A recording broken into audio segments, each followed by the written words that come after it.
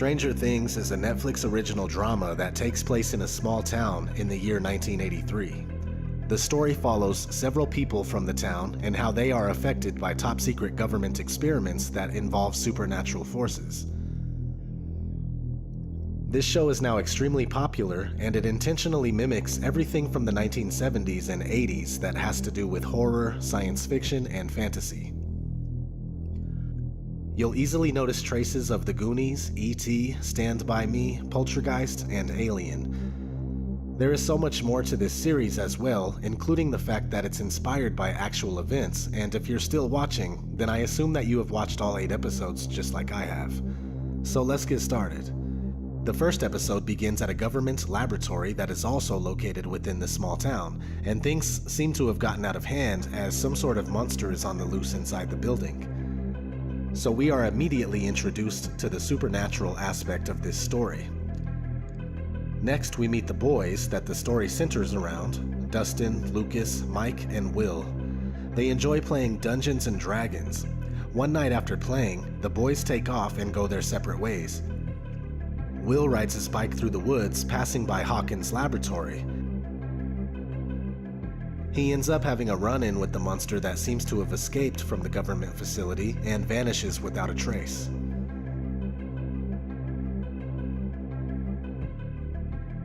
After people notice Will's disappearance, his mom and his friends begin to look for him.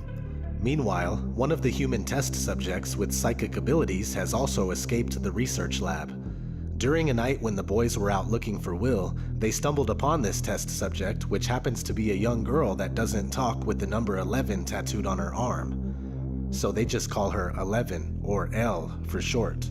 That's a generous dose of symbolism all on its own. Anyway, this is where I wanted to get to in the story. The boys, especially Mike, start getting to know L. During the process, she has multiple flashbacks of being in the Hawkins laboratory where her psychic abilities were exploited, and that's what caused the rip in dimensions that allowed the demonic entity into our world. Now, what's interesting about all this is that it's based on a true story. The Montauk Project. The Montauk Project was a series of secret United States government projects conducted at Camp Hero and/or Montauk Air Force Station on Montauk, Long Island. It was secretly developing a powerful psychological war weapon. The Montauk Project is a continuation of the controversial Philadelphia experiment, which took place around October 28, 1943. A report was prepared and presented to Congress and was soundly rejected as far too dangerous.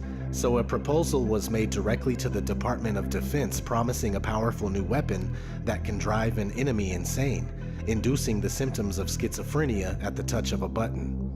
Without congressional approval, the project would have to be top secret and secretly funded. The Department of Defense approved. The U.S. Air Force had a decommissioned base at Montauk, New York, not far from Brookhaven, which had a complete SAGE radar installation. This site was large and remote, and water access would allow equipment to be moved in and out undetected. Equipment was moved to Camp Hero at the Montauk base in the late 60s and installed in an underground bunker beneath the base. According to researchers, to mask the nature of the project, the site was closed in 1969 and donated as a wildlife refuge, with the provision that everything underground would remain the property of the Air Force. Although in reality, the base remained open until the 1980s.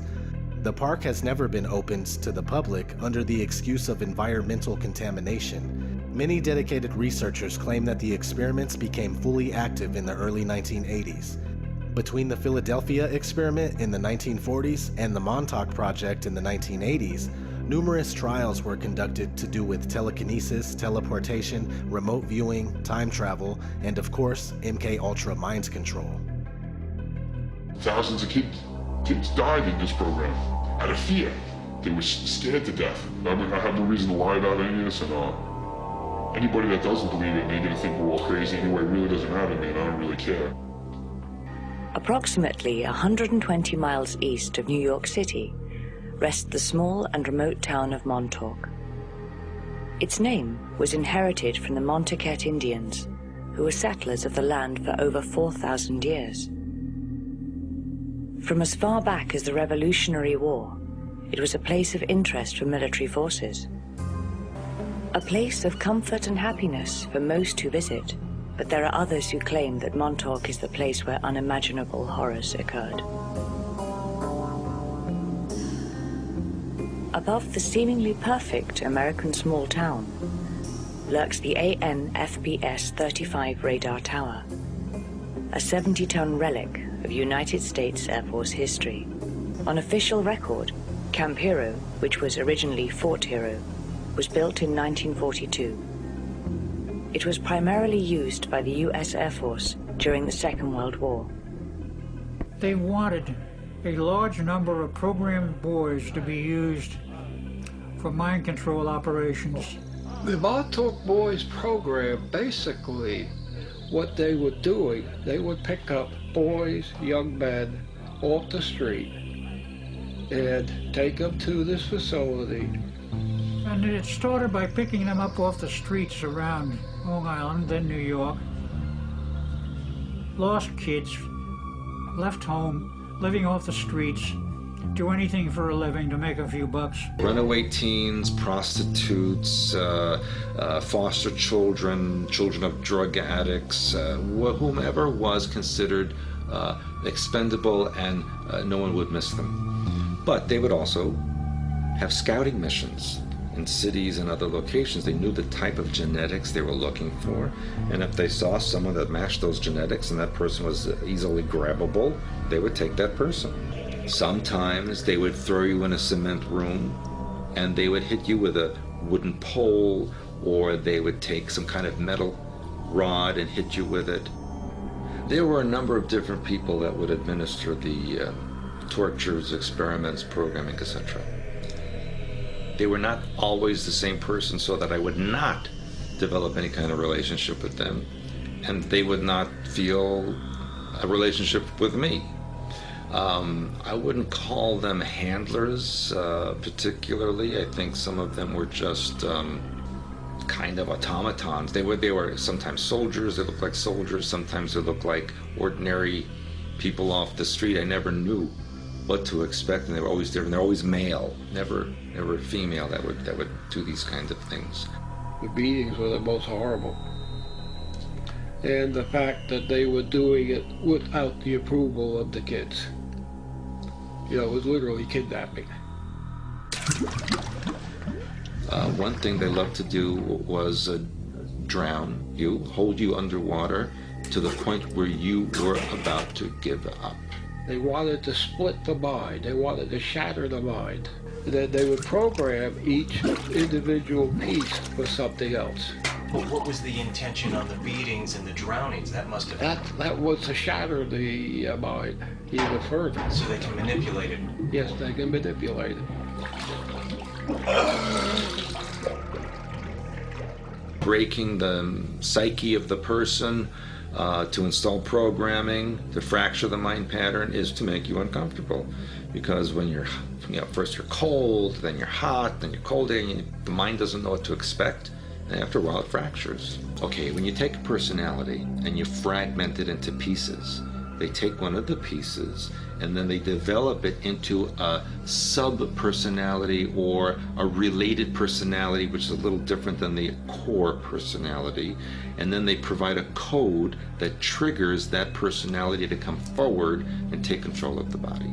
They were programmers, not handlers or controllers, but programmers who would only come into the room after I had been sedated, drugged, beaten. I was pretty much immobile, just laying there on the table fastened down, and then the programmers would come in. Then they would put the lights over the table, then they would fasten things to different parts of my body, particularly my head area. There were so many different types of rituals that involved astral entities, but one of them was to create the child as a vessel so that the entity could enter the body of the child and animate it, and then those participating in the ritual would achieve the energy of that entity that was occupying the body. There would be a chemical type of smell. They would put things in my arms, in my legs, in my genitals, in my head, and then I would hear input voices over and over and over again, and then there'd be like this swirl. I would see this swirling vortex over my visual perception.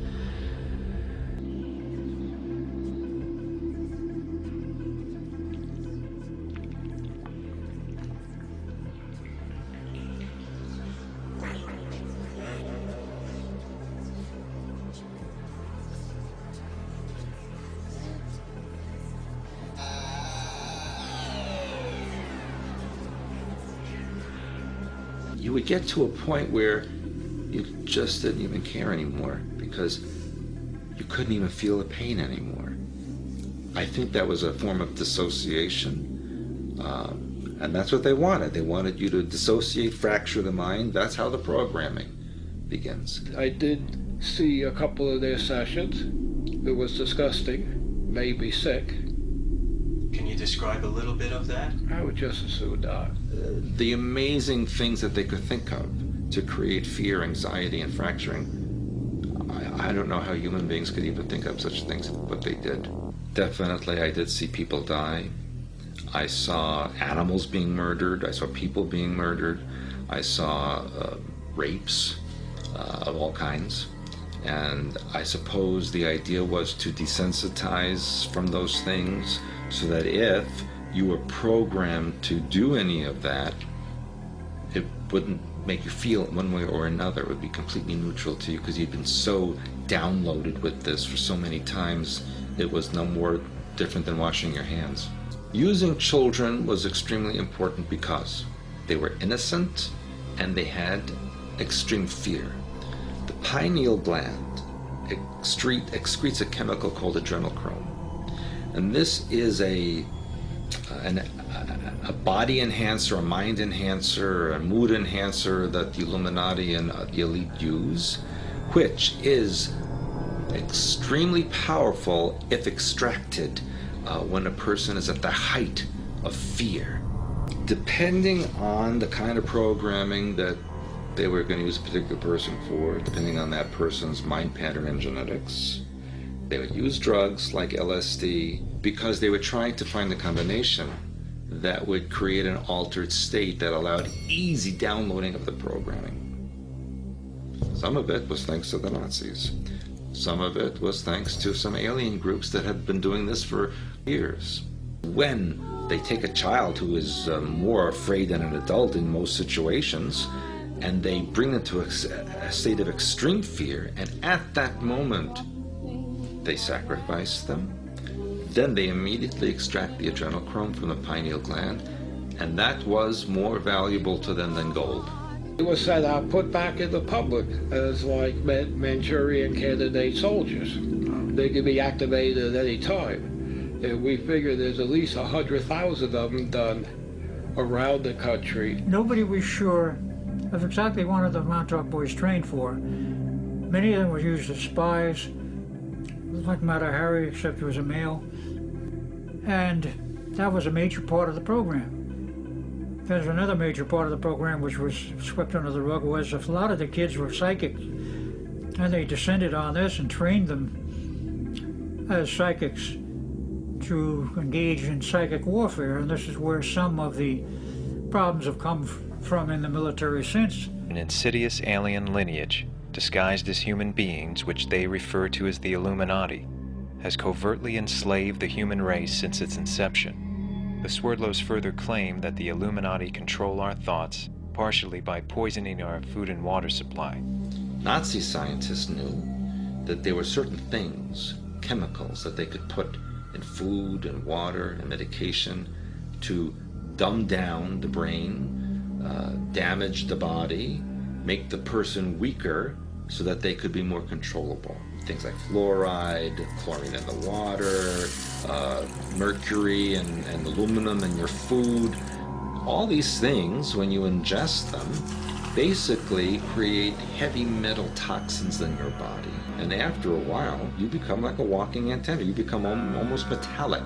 You pick up the ELF and microwave signals and scalar waves that are transmitted from satellites and cell phone towers, etc., so that you're constantly available for programming 24/7. We live in a world of now over 7 billion people. The Illuminati, or those who could claim connection to Illuminati, are really just a few 100,000. So the odds are stacked against them. If everyone in the world rebelled against the Illuminati, they could be overrun in moments. We all know that MK Ultra mind control is 100% real. It's been disclosed. We are not professing to tell you the complete story of these activities. We are professing to tell you the complete story that we know. Right. But these records that we've uncovered don't tell the story. They tell pieces of it. They apologized for it. Thousands of government-sponsored experiments did take place at hospitals, universities, and military bases around our nation. Some were unethical, not only by today's standards, but by the standards of the time in which they were conducted. Nobody should have to go through this. The United States of America offers a sincere apology to those of our citizens who were subjected to these experiments. And we know that they're still doing it, and that it's far more advanced now than one could ever imagine. What I want to stress is that these guys may believe that they were coming into contact with aliens from a distant galaxy far, far away, but in fact, these are extra-dimensional beings. Some would call them demons, or even fallen angels. There is indeed supernatural phenomenon occurring on our plane of existence, but extraterrestrials traveling from millions of miles away is a fat chance. So what do you think? Is this all just some twisted fantasy, or is the veil of shadows right next to us and we don't even see it?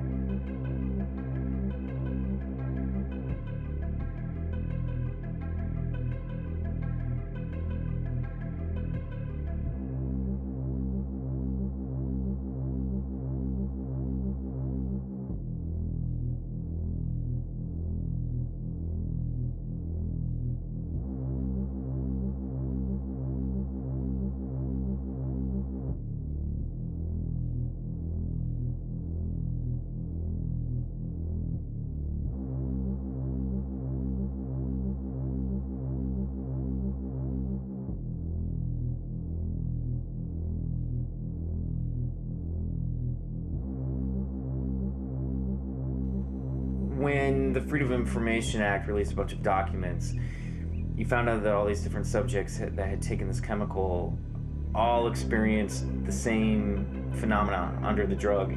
They experienced something out there that came to them, that met them halfway. These entities were kind of malignant and threatening. And actually, a handful of the volunteers had traumatic and terrible encounters with these entities.